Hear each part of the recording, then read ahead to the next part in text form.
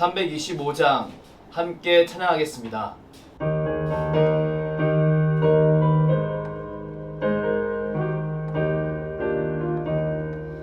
예수가 함께 계시니 시험이 오나 겁없네.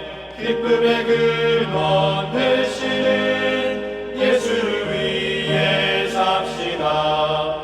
날마다 주를 섬기며 언제나 주를 기리고 그 사랑 안에 살면서 딴 길로 가지 맙시다. 이 세상 사는 동안에 주 이름 전파하면서 무한한 복나 주시는 예수를 위해 삽시다. 날마다 주를 섬기며 언제나 주를 기리고 그 사랑 안에 살면서 딴 길로 가지 맙시다. 이 세상 친구 없어도 예수는 나의 친구니 불의한 일을 버리고 예수를 위해 삽시다. 날마다 주를 섬기며 언제나 주를 기리고 그 사랑 안에 살면서 딴 길로 가지 맙시다. 주께서 심판하실 때 잘했다 칭찬하리니 이러한 상급 받도록 예수를 위해 삽시다. 날마다 주를 섬기며 언제나 주를 기리고 그 사랑 안에 살면서 딴 길로 가지 맙시다. 기도하겠습니다. 사랑의 하나님, 우리를 주의 말씀 앞으로 불러주시고 이렇게 주의 말씀을 묵상하게 하시니 무한 감사를 올려드립니다. 우리는 삶을 살아가며 수많은 성벽을 만납니다. 어떤 성벽은 뛰어넘기 만만해 보이기도 하고 어떤 성벽은 다가갈 엄두마저 안 나기도 합니다. 이런 성벽 앞에서 하나님을 바라보게 하신 하나님, 우리는 내 경험과 지식, 지혜를 의지하지 않고 하나님의 말씀을 의지합니다. 그리고 그 말씀 속에 담겨진 하나님의 변함없는 사랑과 신실함, 그리고 능력을 의지합니다. 오늘 하루 살아갈 새 힘을 얻길 원하는 주의 백성들에게 하나님만이 주실 수 있는 신령한 은혜를 베풀어 주시옵소서. 그리하여 하나님의 능력으로 자신의 성벽을 뛰어넘어 놀라운 승리를 경험하는 주의 백성들이 되게 하여 주시옵소서. 사랑하는 수요제일교회를 위해 기도합니다. 주께서 세우신 이 교회 더욱 주의 말씀으로 풍성해지길 원합니다. 우리의 힘과 능력이 되시는 말씀을 감격 속에서 누리게 하시고 이 말씀이 내 삶 속에 자리 잡아 풍성한 열매를 맺어가는 것을 경험하게 하여 주시옵소서. 그리하여 사랑하는 자녀들과 주 이웃들에게 하나님의 살아계심을 놀랍게 드러내는 그런 복된 교회가 되게 하여 주시옵소서. 사랑하는 담임 목사님을 위해 기도합니다. 주께서 세우신 주의 종 가운데 영육 간의 강건함을 더하여 주시옵소서. 그리하여 주의 종이 교회를 섬겨나갈 때 부족함이 없게 하시고 주의 종이 강단에서 주의 말씀을 선포할 때 하나님의 말씀이 온 성도들에게 아멘으로 화답되게 하여 주시옵소서. 이제 주의 말씀을 묵상합니다. 통독하는 말씀과 선포되어지는 말씀을 통해 우리 가운데 하나님의 음성이 들려지길 원합니다. 성령 하나님, 우리를 주관하여 주시옵소서. 감사드리며 예수 그리스도의 이름으로 기도드립니다. 아멘. 사무엘하 22장.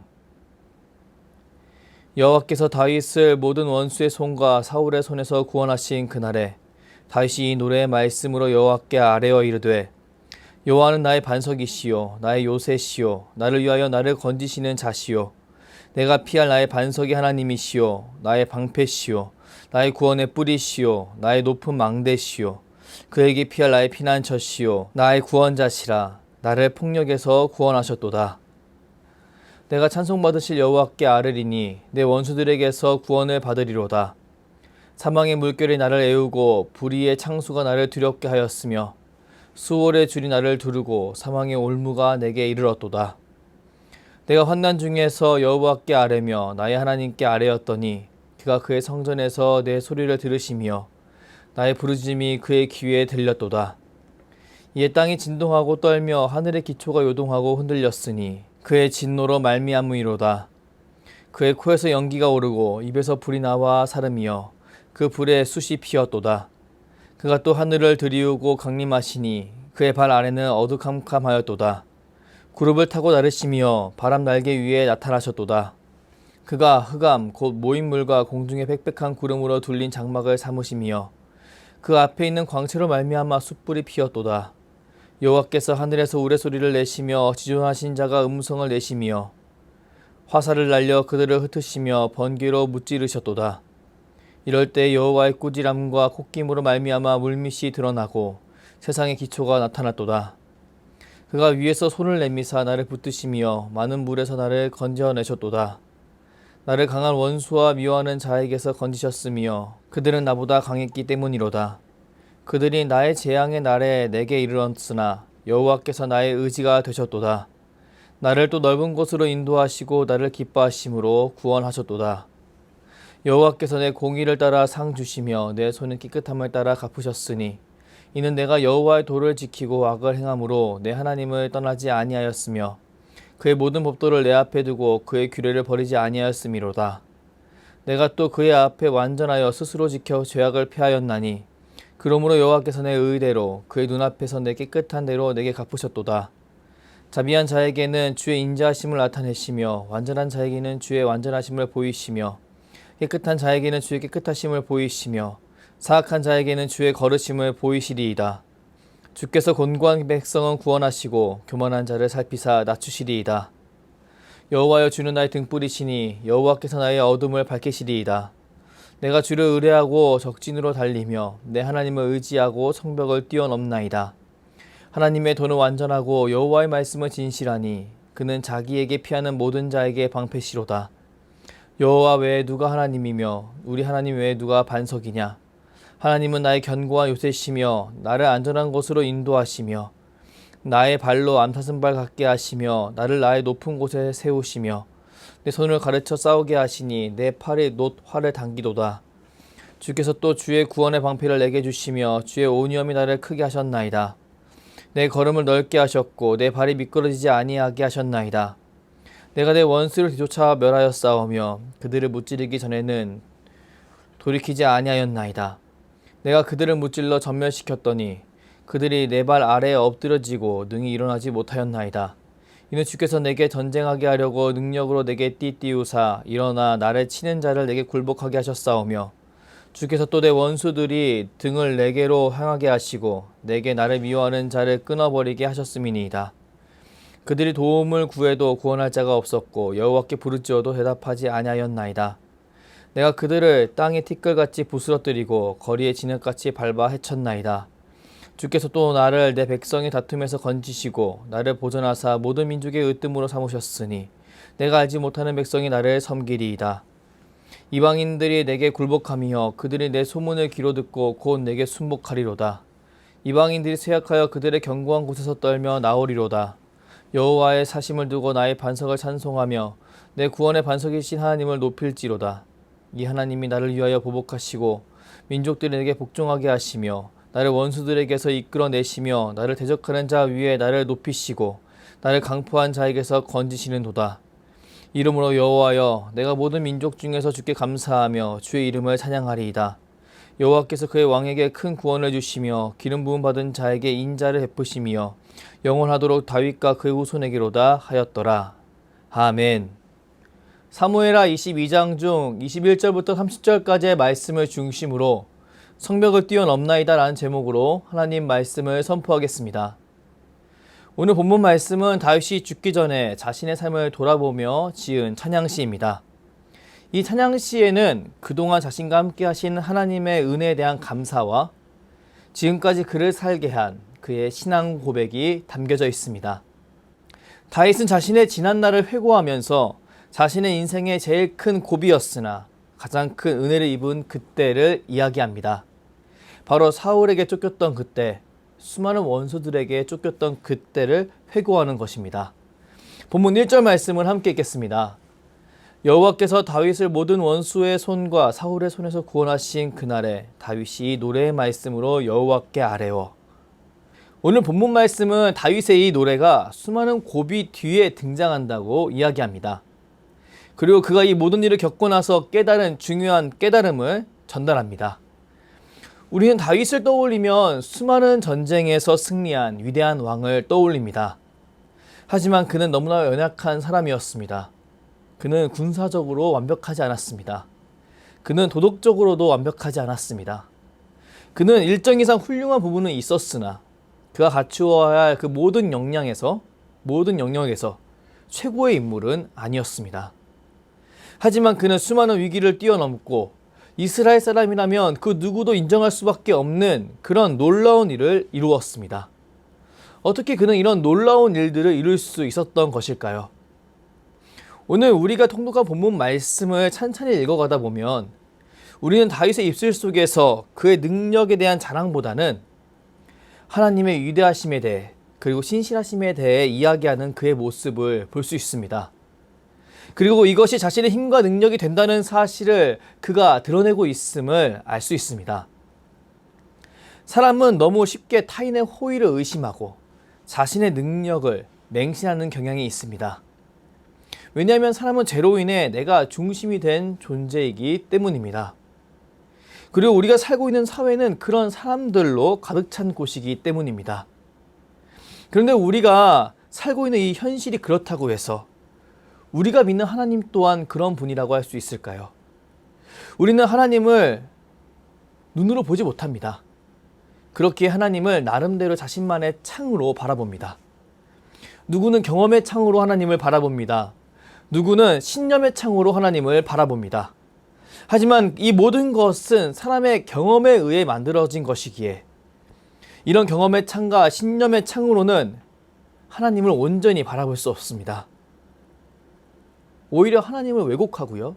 하나님에 대한 그 사랑과 하나님의 우리를 향한 그 사랑과 그 호의를 무시할 수밖에 없습니다. 그러나 하나님이 허락하시는 하나님의 그 말씀의 창으로 하나님을 바라보는 사람은 과연 어떠할까요? 그 사람은 하나님의 호의를, 하나님의 그 사랑을 의심할 수 없습니다. 그 대신 그는 자신의 그 연약함을 발견하게 됩니다. 자신을 너무나 과신하고 하나님의 호의, 하나님의 사랑을 무시하는 삶을 사는 것이 아니라 우리를 너무나 사랑하시는 하나님을 자꾸자꾸 무시하는 자기 자신을 발견하게 되는 것입니다. 다윗은 하나님이 주신 말씀으로 하나님을 바라봤던 인물입니다. 그는 하나님의 이름을 소중히 여겼고 하나님이 그에게 허락하신 사건을 잊지 않았으며 하나님이 그에게 해주신 약속을 잊지 않은 인물이었습니다. 본문 22절에서 23절까지의 말씀을 함께 읽겠습니다. 이는 내가 여호와의 도를 지키고 악을 행함으로 내 하나님을 떠나지 아니하였으며 그의 모든 법도를 내 앞에 두고 그의 규례를 버리지 아니하였음이로다. 우리는 이런 다윗의 고백을 바라보며 참으로 당혹스러울 수밖에 없습니다. 왜냐하면 우리가 알고 있는 다윗은 율법에 관해 완벽한 인물이 아니었기 때문입니다. 그는 밧세바를 간음하고 우리아를 죽게 하면서 크나큰 죄를 저지른 인물이었습니다.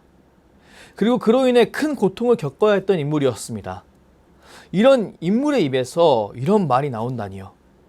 우리는 참으로 당혹스러울 수밖에 없습니다.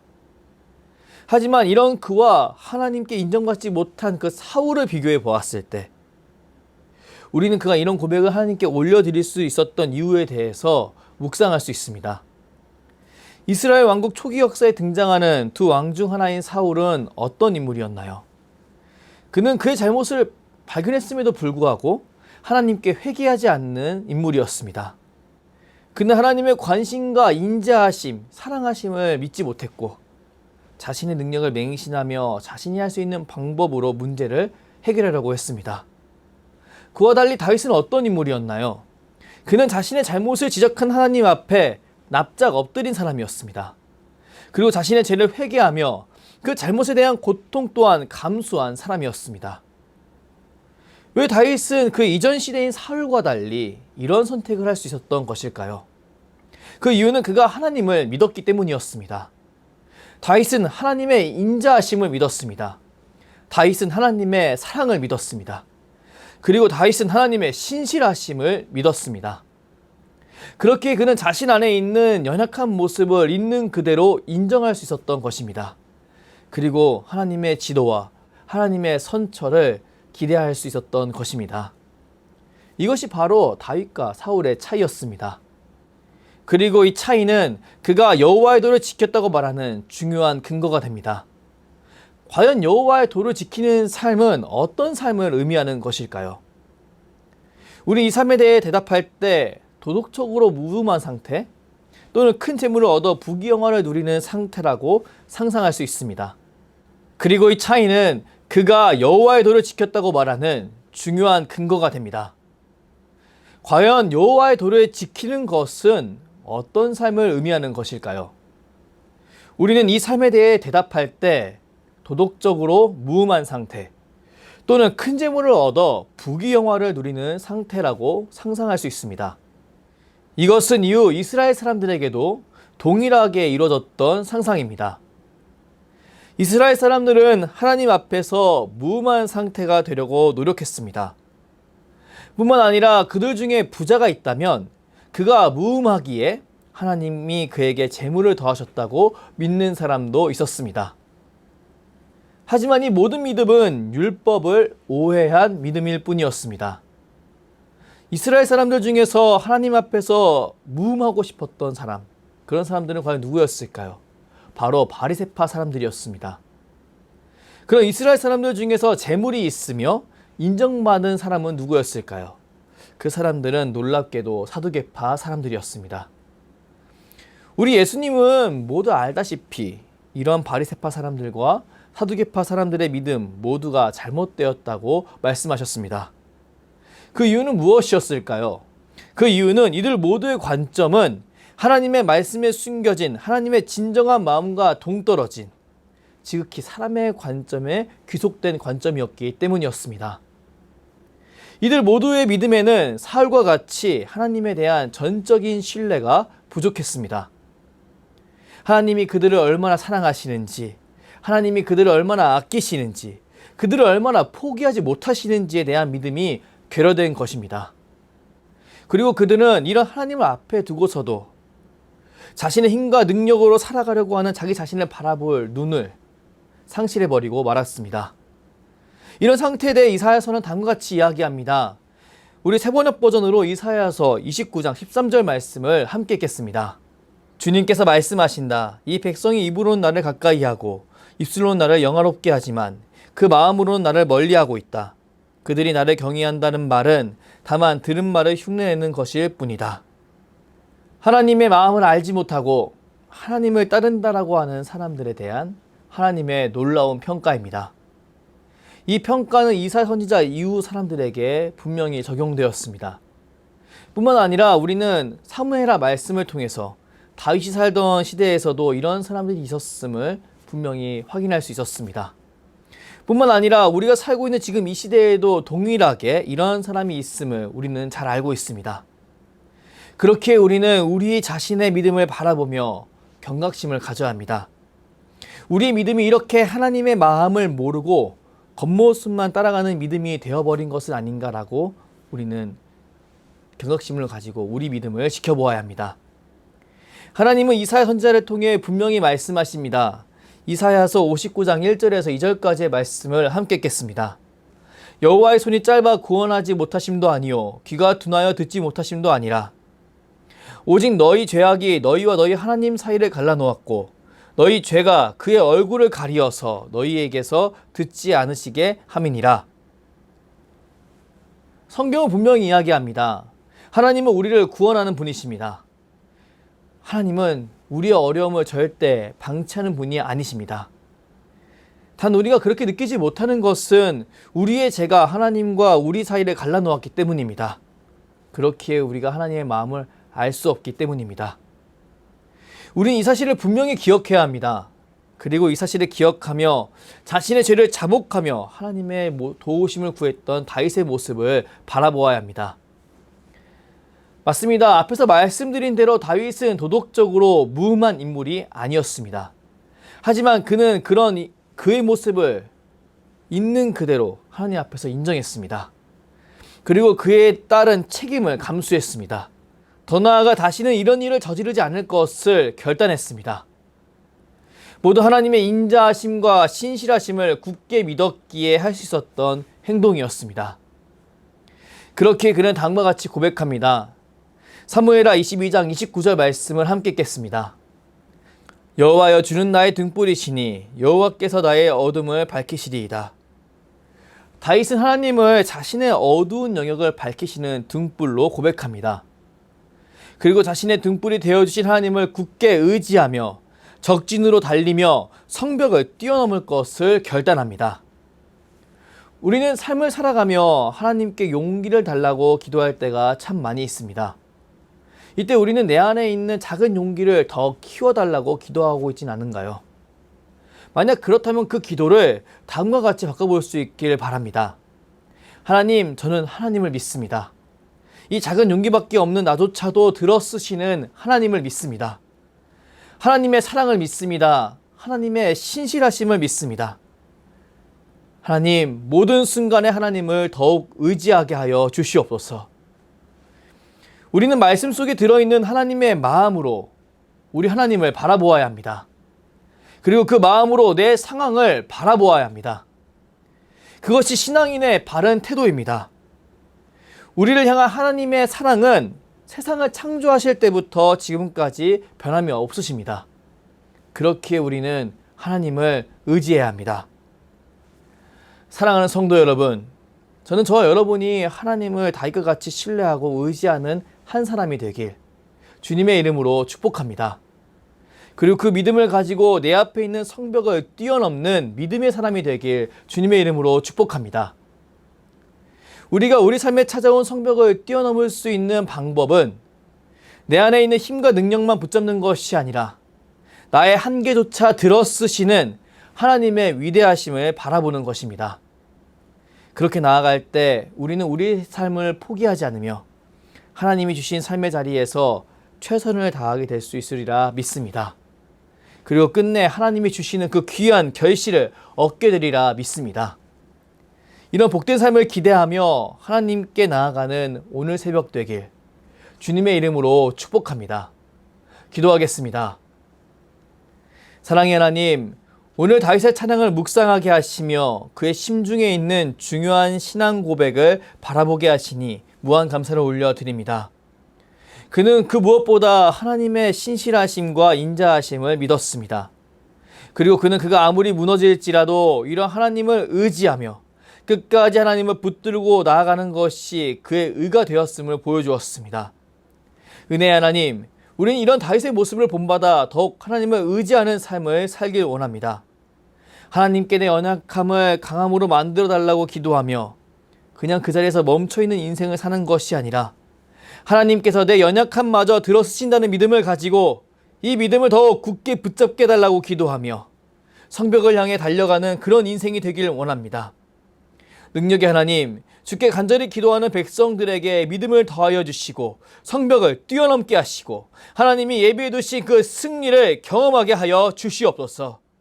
감사드리며 주께서 가르쳐 주신 기도로 기도하오니 하늘에 계신 우리 아버지의 이름을 거룩하게 하시며 아버지의 나라가 오게 하시며 아버지의 뜻이 하늘에서와 같이 땅에서도 이루어지게 하소서. 오늘 우리에게 일용할 양식을 주시고 우리가 우리에게 잘못한 사람을 용서하여 준 것 같이 우리 죄를 용서하여 주시고 우리를 시험에 빠지지 않게 하시고 악에서 구하소서. 나라와 권능과 영광이 영원히 아버지의 것입니다. 아멘.